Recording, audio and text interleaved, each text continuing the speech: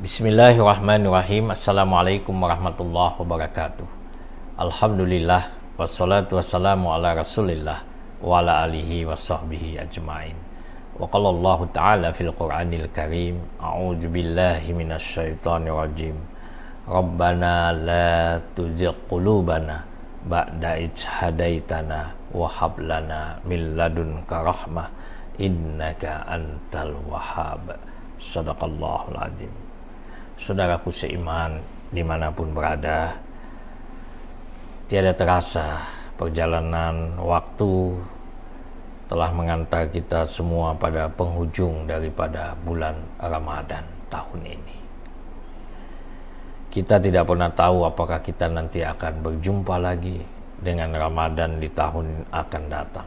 Semua tentu menjadi rahasia Allah, karena hidup dan mati kita ini semuanya dikendalikan oleh Allah. Allazi khalaqal mauta wal hayata liyabluwakum ayyukum ahsanu amala wa huwal azizul ghafur. Al-Muluk ayat 2. Dialah Allah yang menjadikan mati hidup supaya dia menguji siapa di antara kamu yang paling baik amalnya. Sungguhnya dia Allah ya, Azizul Ghafur, Maha Perkasa, dan Allah itu Maha Pengampun. Saudaraku seiman, Ramadan ini adalah kerinduan semua orang beriman. Karena itu di akhir Ramadan, di penghujung Ramadan, kita selalu berdoa, ya Allah, panjangkan umur hamba, beri hamba kesempatan untuk bisa jumpa lagi dengan Ramadan di tahun yang akan datang. Hanya Allah yang mengetahui apakah kita nanti masih bisa jumpa lagi.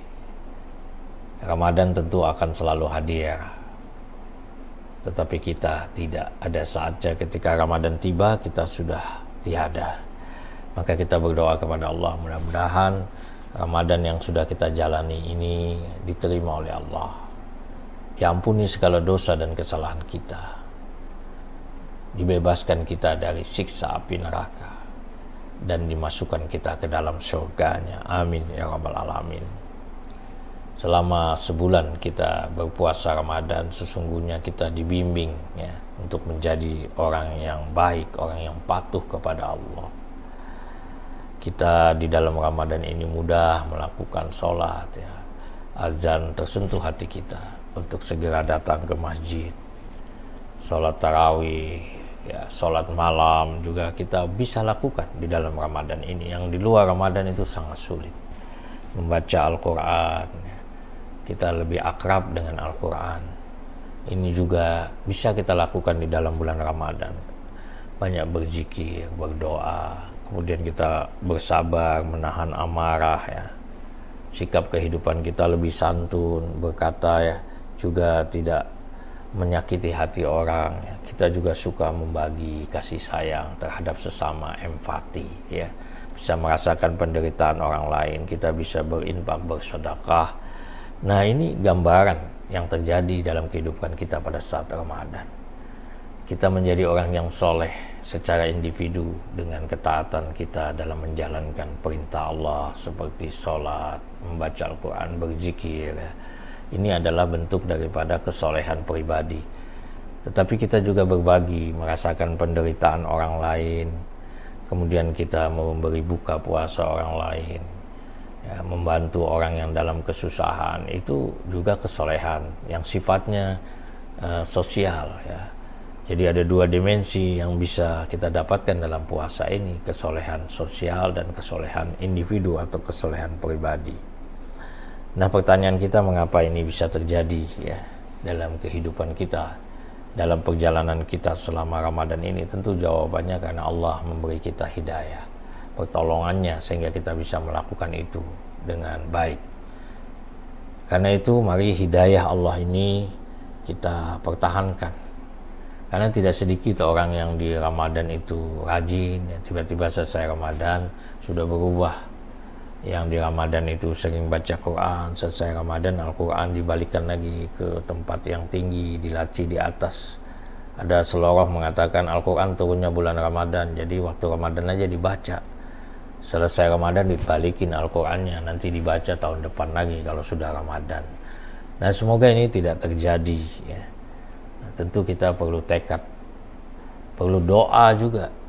Maka surah yang saya baca tadi, Ali Imran ayat 8, adalah permohonan kita kepada Allah. Rabbana la tuzigh qulubana ba'da idh hadaitana wa hab lana min ladunka rahmah innaka antal wahhab. Jadi kita bermohon kepada Allah, ya Tuhan kami, janganlah Engkau jadikan hati kami condong kepada kesesatan sesudah Engkau beri kami petunjuk ya. Dan karuniakanlah kepada kami rahmat dari sisi Engkau, karena sesungguhnya Engkaulah pemberi, maha pemberi karunia. Saudaraku seiman, jadi doa ini yang mengingatkan kita bahwa apa yang kita lakukan ini semua atas pertolongan Allah. Maka kita mohon kepada Allah hidayah, bimbingan ya, petunjuk yang Allah sudah berikan ini. Hati kita yang sudah condong kepada kebaikan ini jangan kembali lagi kepada kesesatan. Dan kita mohon kepada Allah, wahab lana min ladunka rahmah, karuniakanlah kepada kami rahmat dari sisi Engkau. Karena untuk bisa bertahan ya, dengan hidayah ini hanya rahmat Allah yang kita harapkan. Innaka antal wahhab, sesungguhnya Engkau adalah maha pemberi karunia. Jadi ini yang kita harapkan dari sisi Allah. Saudaraku seiman dimanapun berada, orang-orang yang kontinu ya, yang mampu menjaga kesinambungan ibadah-ibadahnya di dalam bulan Ramadan, maka inilah sesungguhnya orang yang memperoleh kemenangan.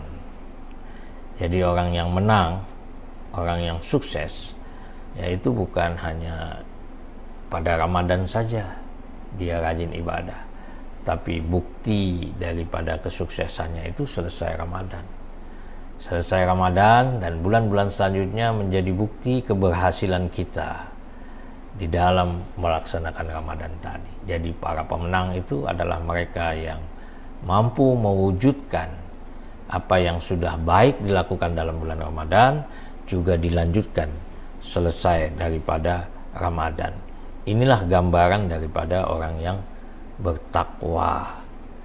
Orang-orang yang tetap menjaga hidayah ini, yang menjadi pemenang ini, maka merekalah yang pada 1 Syawal disebut sebagai orang yang menang, orang yang kembali dari perjuangan yang berat, kemudian dia memenangkan keberhasilan dalam meraih ketakwaan, sehingga orang ini berhak mendapat gelar sebagai muttaqin.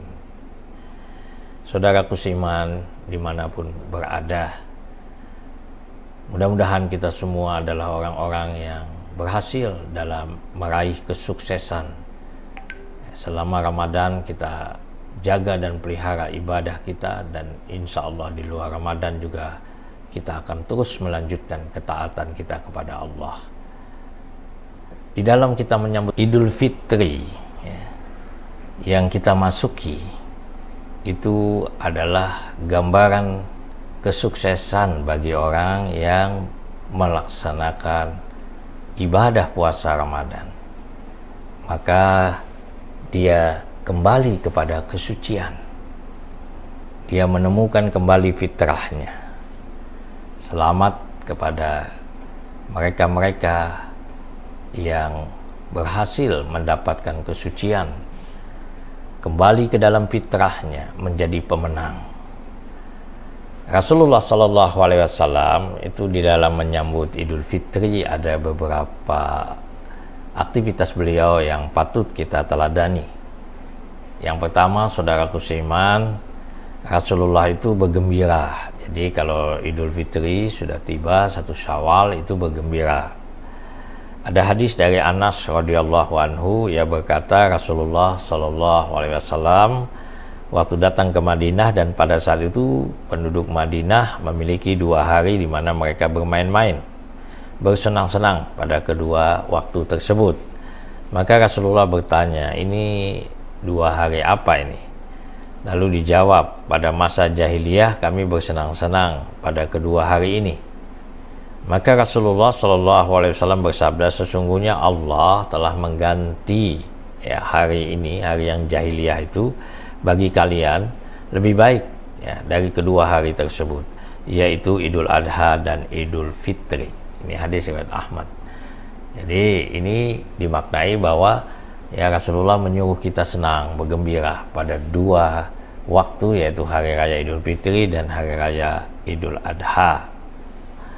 Kemudian pada hari raya Idul Fitri ini disunahkan kita sebelum berangkat ke masjid ataupun ke lapangan ya, kita berbuka dulu. Jadi jangan berpuasa lagi karena kita sudah berpuasa sebulan.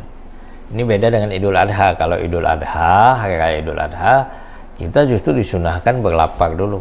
Nanti setelah selesai sholat Id baru kita berbuka, makan, minum. Nah, tetapi kalau Idul Fitri kita disuruh kita menikmati makanan. Kalau Rasulullah Shallallahu Alaihi Wasallam, ini dari hadis Anas juga radhiyallahu anhu, dia berkata dahulu Nabi Shallallahu Alaihi Wasallam ya tidak keluar pada pagi hari Idul Fitri sampai beliau memakan dulu beberapa kurma dan beliau memakannya dalam jumlah ganjil. Jadi kebiasaan Rasulullah makan kurma itu ganjil ya. Jadi kalau makan kurma 2 itu tidak ganjil, maka bikin 3. Kalau makan kurma 4 itu masih genap, bikin 5. Jadi Rasulullah makan dulu sebelum beliau berangkat menuju masjid ya. Kemudian beliau juga bertakbir ya. Jadi menyuarakan takbir. Dari Abdullah bin Umar radhiyallahu anhuma, dia berkata sesungguhnya Rasulullah Shallallahu Alaihi Wasallam dahulu keluar dari rumahnya pada 2 hari raya, beliau mengangkat suaranya dengan tahlil dan takbir. Artinya Rasulullah menyuarakannya, menjaharkannya. Kemudian dari Nafi ia berkata sesungguhnya Ibnu Umar ketika keluar pada pagi hari Idul Fitri dan juga hari Idul Adha, beliau mengeraskan takbir hingga sampai ke tempat sholat. Kemudian bertakbir sampai imam datang lalu bertakbir dengan takbirnya imam tersebut, artinya mengikuti takbir imam. Jadi disunahkan kita keluar dari rumah itu sudah takbir. Naik mobil boleh takbir kecil, Allahu Akbar, Allahu Akbar, La ilaha illallah, Wallahu Akbar, Allahu Akbar, walillahil hamd. Jadi kita takbir, atau kita jalan kaki kita bertakbir sampai di tempat sholat. Nah, kita nanti bertakbir mengikuti takbir di tempat sholat yang biasanya ada yang memimpinnya. Jadi takbir ini menggambarkan kebesaran Allah. Allahu Akbar, Allahu Akbar, Allah yang maha besar, Allah yang maha besar. La ilaha illallah, Wallahu Akbar. Tidak ada Tuhan selain Allah yang berhak disembah. Allah maha besar dan baginyalah segala pujian. Walillahil hamd. Ini yang kita suarakan. Kemudian ada juga sunnah Rasulullah ini. Kalau beliau itu datang ke masjid pada masa beliau itu, beliau berjalan kaki. Hadis diriwayatkan oleh Ali radhiyallahu anhu yang berkata termasuk dari ajaran Rasulullah Shallallahu Alaihi Wasallam adalah keluar pada hari raya dengan berjalan kaki. Ini hadis riwayat Tirmizi. Nah, tentu yang rumahnya dekat ya dengan masjid, dengan tanah lapang. Justru dengan kendaraan malah macet nanti. Nah, tapi yang jauh-jauh ya tentu bisa memakai kendaraan. Tetapi Rasulullah ini mencontohkan beliau berjalan ya. Mungkin bisa jadi tali silaturahim terbuka banyak dengan berjalan, ketemu orang ya, bersalaman.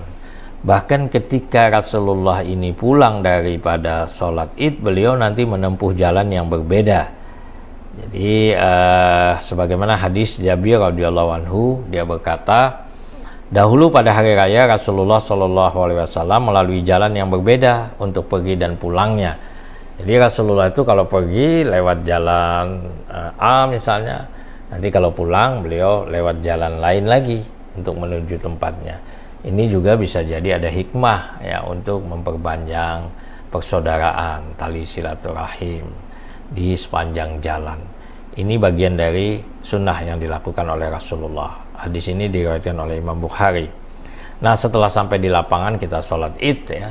Sholat Id ini sholatnya 2 rakaat, takbirnya tetapi pada rakaat pertama itu 7 takbir. Kemudian nanti pada rakaat yang kedua ada 5 takbir, ya disunahkan yang demikian. Sesuai dengan hadis yang disampaikan ini dari Aisyah, Rasulullah Shallallahu Alaihi Wasallam dahulu bertakbir pada hari raya Idul Fitri dan Idul Adha. Pada rakaat pertama 7 kali takbir, dan pada rakaat kedua 5 kali takbir. Ini hadis adalah riwayat Imam Abu Daud. Bagaimana ucapan Rasulullah, ya, atau ucapan para sahabat waktu itu? Ini ada disebutkan bahwa tahniyah, ya, ucapan Idul Fitri itu yang diucapkan oleh para sahabat nih, dari Jubair bin Nufair, adalah sahabat Rasulullah apabila berjumpa satu sama lain di hari raya Id, dia mengucapkan doa, ya, mengucapkannya itu taqabbalallah minna wa minkum. Jadi ketika para sahabat itu berjumpa pada hari raya Id, ya, baik Idul Fitri maupun Idul Adha, mereka mendoakan satu sama lain, taqabbalallah minna wa minkum, semoga Allah menerima amalan kami dan amalan engkau. Kemudian kita di Indonesia mengenal ada ucapan minal aidin wal faidin. Nah, ini populer, ya. Jadi ada orang kadang-kadang minal aidin wal faidin, mohon maaf lahir dan batin. Karena ketidakpahaman disangkanya minal aidin wal faidin itu terjemahannya adalah mohon maaf lahir dan batin. Nah, ini dua hal yang berbeda. Minal aidin wal faidin ini memang tidak dikenal di dalam baik dalam hadis maupun juga ucapan-ucapan dari para sahabat. Dan kalau kita di Timur Tengah juga kita akan tidak mendengar yang demikian kecuali di tanah air. Tapi ini dari segi makna menurut para ulama baik, ya, karena ucapan minal aidin wal faidin ini juga mengandung doa. Ada ulama yang menyebutkan mendoakan orang untuk kembali mendapatkan kemenangan. Jadi kata aidin adalah bentuk pelaku id, dan kata al-faizin itu orang yang memperoleh keberuntungan atau kemenangan. Ini disebut dalam Al-Quran ada 29 kali. Ashabul jannati humul faizun, itu salah satu ayat menyebutkan penghuni-penghuni surga itu adalah orang-orang yang beruntung. Jadi dengan mengucapkan minal aidin wal faizin, ini ada makna bahwa kita mendoakan orang kembali kepada fitrahnya, kesuciannya, minal aidin wal faizin, dan kita mendoakan supaya kita beruntung, ya, menjadi orang yang beruntung. Jadi dalam konteks tradisi, kebiasaan, ya, masyarakat kita ini juga adalah doa. Jadi bagusnya digabung, ya, taqabbalallah minna wa minkum, ini yang utama, kemudian minal aidin wal faizin. Sedangkan mohon maaf lahir dan batin itu bahasa Indonesia, bahasa kita. Ini juga memberi makna bahwa kita ingin supaya dimaafkan kesalahan kita, dan kita juga memaafkan kesalahan orang yang lain. Demikianlah saudaraku seiman, ya, yang kita lakukan di dalam Syawal, di dalam hari raya Idul Fitri. Semoga Allah Subhanahu wa taala masih memanjangkan umur kita, memberi kita kesehatan, kesempatan, dan kekuatan, dan masih dipertemukan dengan Ramadan di tahun yang akan datang. Kalaulah Allah menentukan lain, kita sudah tidak bisa bertemu dengan Ramadan lagi di tahun depan. Mudah-mudahan Ramadan yang sudah kita lakukan, termasuk Ramadan tahun ini, adalah Ramadan yang diterima oleh Allah, yang menghapus segala dosa dan kesalahan kita, dan membebaskan kita semua dari siksa api neraka. Taqabbalallahu minna wa minkum. Assalamualaikum warahmatullahi wabarakatuh.